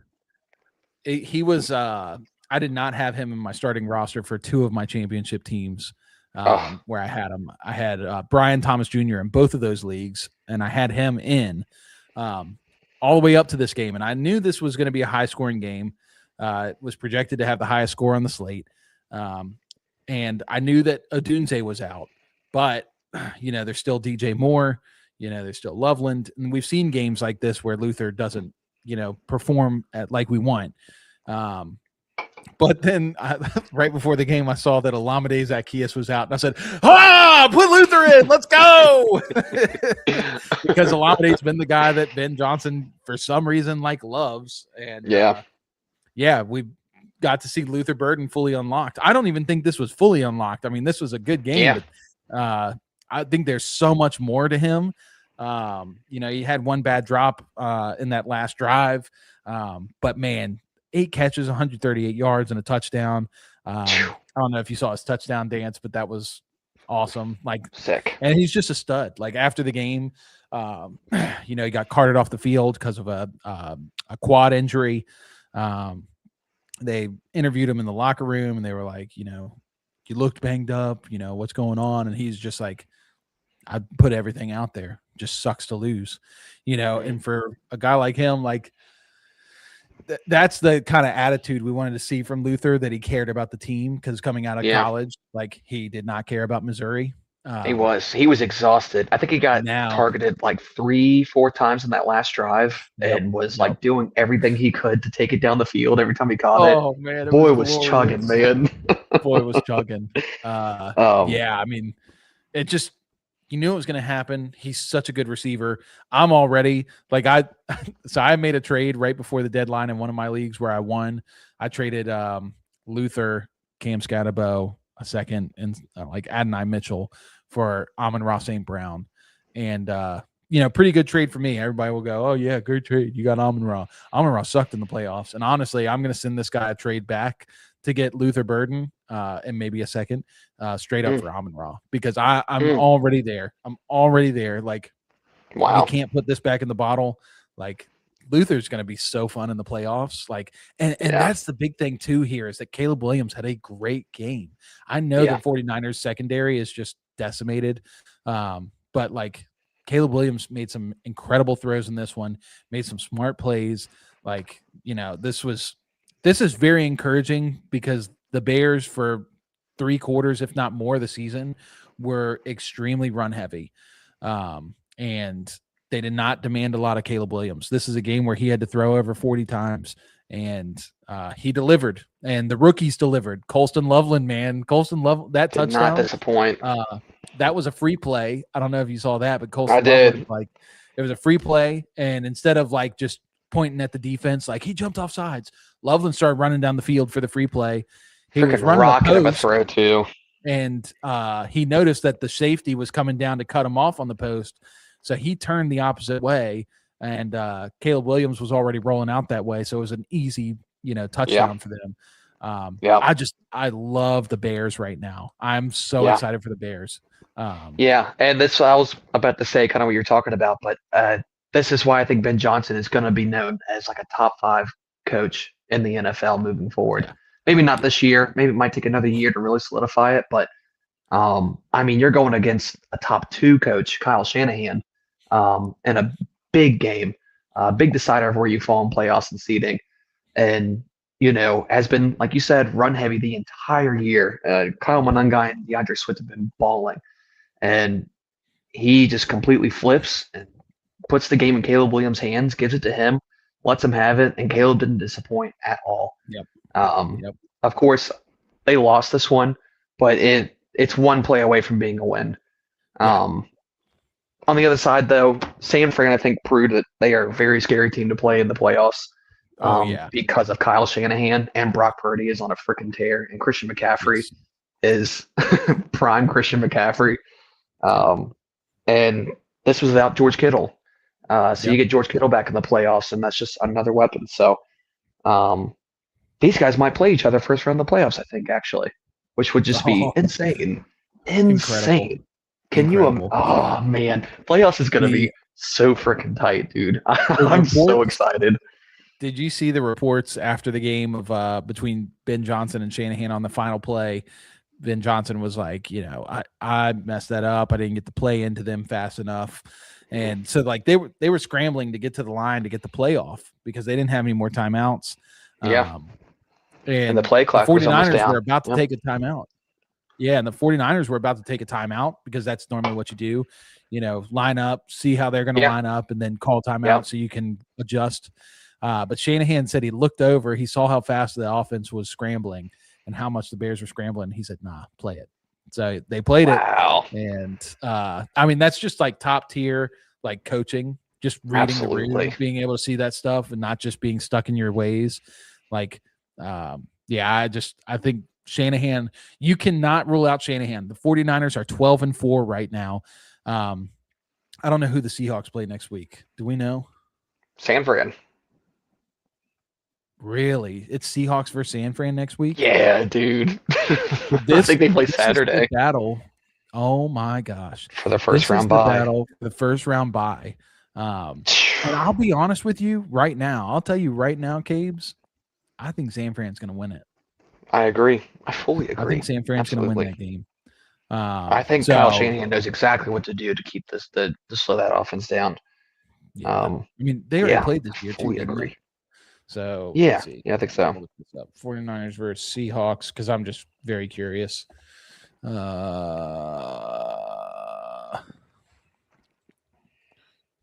Stats. Hold on.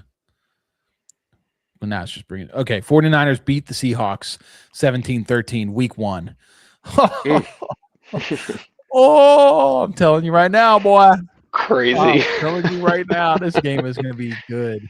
But San Fran's on a freaking heater right now. Oh my gosh. These are the games we need to go see. I know. But yeah. So, dude, I see on just we're talking about these AFC dark horses. NFC dark horse, I think it's the 49ers, man. I just think they're scary. I think their defense, even though it's decimated and not very good right now, I think that they are able to make plays because they have Saleh. They can make turnovers, and the offense is good enough to keep them in games. I think this is a very fun team in the playoffs. Yeah. Well, especially against these mainstream offenses too. I think it was tough to shut down the Bears because they had so many different elements to them. But these mainstream offenses that kind of have like two big names to them, right? I think it's gonna be easier for Samford to shut down. But very much, so. Let's hit this last one. All right, Monday night. This was the big sweat game. LA Rams take on the Atlanta Falcons, and they lose. They lose. What in the world is going on? The Falcons win 27-24 at home. I'm going to take a look at the playoff picture right now because that puts the Rams at the 6th seed. The 6th seed. Yep. And I think they'd have to play the Eagles at this point. Wow. They would. They're pretty much stuck at the 6th seed. So yeah, they're going to have to play Phil. They have to play Philly. Wow, that's crazy. But yeah, I mean, Stafford threw three picks in this game. 2 pick sixes. 2 pick sixes. Yep. So really, he threw 4 touchdowns. Good for him. But let's give it up. We're going to take a quick second to honor the fantasy football MVP of 2025, Mr. Bijan Robinson. This man, never a doubt. There was so much Tyler Algier at the beginning of the year. And these last couple games, they just said, screw it. We're giving Bijan everything. 195 rushing yards, 34 receiving yards. He is on pace to break the record of most all-purpose yards in a single season that was just broken by Saquon.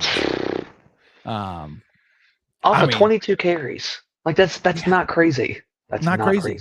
It was the one run for 93 yards, obviously, that threw him up. But and it's against some Rams with Kirk Cousins at quarterback. I mean, there's so many running backs that you have to make excuses. Oh, well, he didn't perform because his starting quarterback wasn't in.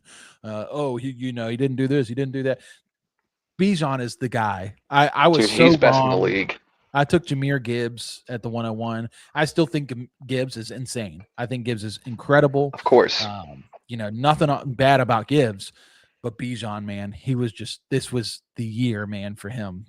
This is like generational talent. This is like generational. There was many plays where Bijan was met at the line of scrimmage and it didn't matter. This man turned every single run into a positive run, whether it was 3 yards or 30. There's nothing you can draw up for this guy. Like there's no defense you can do anything to slow him down or stop him. Bijan beat the Rams. That's all that's to it. And the Rams Matt Stafford was just flustered. They did. Rams defense played incredibly well, which I said at the beginning of the year. I thought the Falcons defense was so good. Did I keep saying the Rams? I meant the Falcons defense. Falcons defense. I knew what you were talking about. Good. And obviously, like they've had some pretty bad spots here, but 3 picks, 2 touchdowns for this defense, just incredible. Hold on. Who am I looking? That dude, the rookie Xavier Watts, the safety for Atlanta, is insane. He's insane. That man made multiple plays, 2 interceptions, 1 for a touchdown. I don't know if you saw the one play. I think it was a 3rd down. They ran it to Kyron. This man blew through the line and smacked him, dropped him. Xavier Watts is going to be a dog. And you're already pairing him up with Jesse Bates, which is insane. Atlanta's defense is really good. So the Falcons moved up to draft James Pierce by sending the Rams their 25 second rounder and their 2025 7th rounder and a future 26 first. The Rams gave their 25 first and their 25 third. The 25 third ended up being Xavier Watts. The 25 first ended up being James Pierce. So I'd say Atlanta definitely hit on these picks that they got. The 25 second, I believe that was Tyler, or not Tyler. Who's the tight end for them? Ferguson? Terrence Ferguson. Terrence Ferguson. Yeah. I believe that was the Rams' 2nd round pick. I mean, this is Time will really tell what good. the other picks turn out to be, but Xavier Watts Exactly. looks disgusting. Yeah, Xavier Watts my looks really gosh. good. James Pierce, very, very good.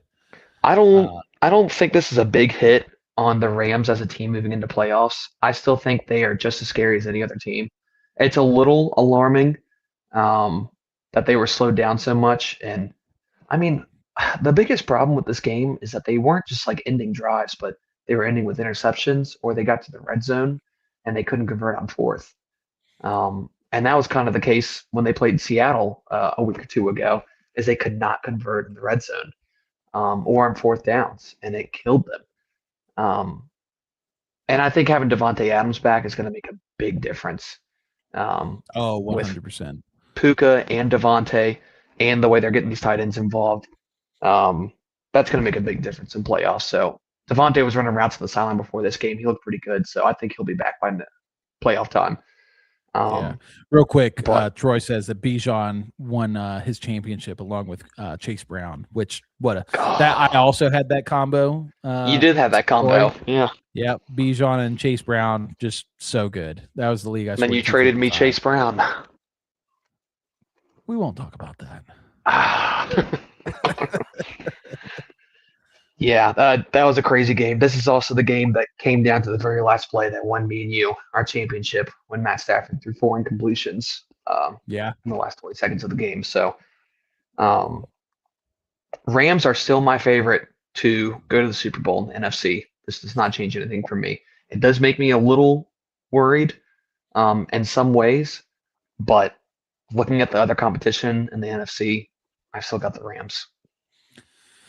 I'm going to disagree with you because I think this was a catastrophic loss for the Rams. Number one, the Rams own the Falcons pick next year. So they needed to win to bump the Falcons pick down. Yeah. This is quite a few spots that they'll drop in the pick. Number two, they want to be the higher seed so that they play the whatever the lowest seed of the higher teams of the division winners. They want to be the higher seed in the playoffs. Number three, you just watch the team. I mean, you watch Sean McVay, you watch Matt Stafford, you watch Puka, you watch like all these guys' body language from this game. They were panicking. They were flustered. They were all over the place. And like when Jared Verse blocked that field goal, sick play, by the way. Jared Verse, that was cool. All-time cool. And he did the Tyreek to the sideline. He said, that was insane. But, with how much they were freaking out and just like them being so shocked, this is now teach tape for playoff teams of how to stop the Rams. And like you said, they were without Devontae Adams. So that's a big no-no. That's a big miss. And I will say the Rams had a lot of penalties. I mean, they were like 2 or 3 Puka touchdowns, deep touchdowns that got called back on penalty. So sloppy game from the Rams, but just watching Sean McVay's body language, they were not expecting to have this close of a game or to struggle this much. They could not stop Bijan. Every play he ran, it was like he was gaining more yards than he should have. He was bouncing off people. And that's just not good heading into the playoffs. Now, do I think that they're a bad team because of this loss? No. But I think they got their butts handed to them. And they just got punched in the mouth. They didn't know what to do. So, yeah.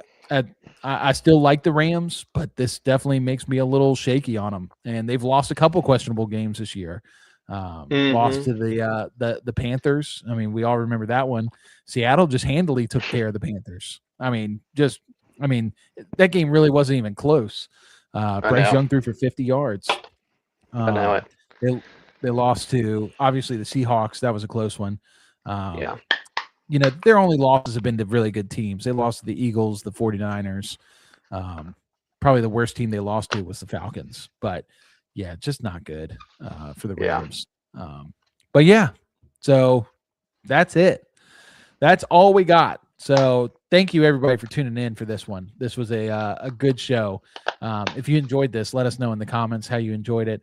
And let us know how you won. We still want to hear how you won. in your fantasy football leagues and with all these big plays from big players. But yeah, with all that being said, once again, like the video, subscribe to the channel if you haven't already, share us with your friends, family, whoever might be interested. You can also follow us on social media at FanFeed Network on Instagram, TikTok, and Twitter. You can also listen to us on podcast. If you weren't able to listen to this live, no problem. Listen to us on podcast anywhere you go. And other than that, we will see you on Thursday to talk week 18 and even looking ahead to the playoffs. So, yeah, thanks for being here, and we will see you later. Ladies, we did the research for you. Fellas, pay attention. We've partnered up with Bonheur Jewelry.